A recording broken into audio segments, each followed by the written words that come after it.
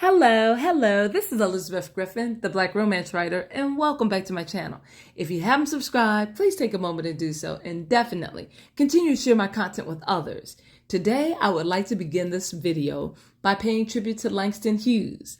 He was an American poet, social activist, novelist, playwright, columnist, and so much more. He was a leader of the Harlem Renaissance, and he has left his mark in the literary world for all to enjoy. I would like to recite his poem, Harlem. What happens to a dream deferred? Does it dry up like a raisin in the sun, or fester like a sore and then run? Does it stink like rotten meat, or crust and sugar over like a syrupy sweet? Maybe it just sags like a heavy load, or does it explode? Many of you may recognize a line in this poem, like a raisin in the sun. This line is also the name of a famous play, A Raisin in the Sun by Lorraine Hansberry.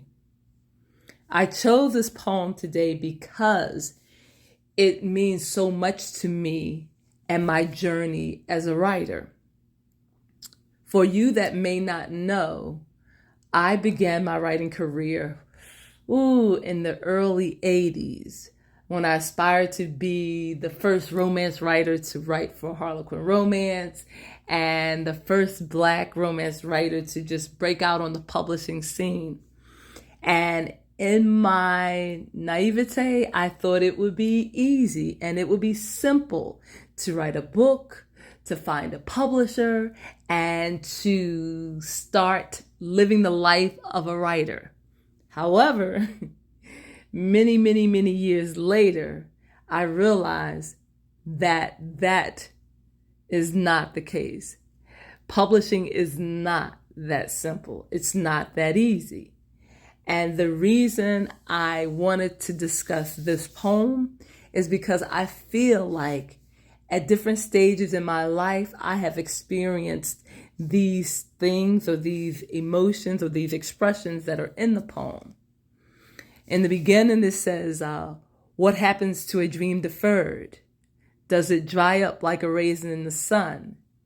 Well, when I first started trying to sell my manuscript, Naira, I was very optimistic. I was very hopeful. And then as time went by and I kept getting rejection letters after rejection letters, I started to lose hope and to lose faith. And then I started to become angry. You could say fester like a sore. I became angry and I didn't understand why my writing wasn't recognized and why my writing didn't seem to be of value. And then I got a spark of hope, self-publishing. And I have taken that route and I have run with it. And I just want to say, if not for self-publishing and if not for ebooks, I know that eventually my dream would have begun to stink and to smell like rotten meat because it would just sit there unattended, just out in the open for air and for everything to age it. And I'm talking about my dream.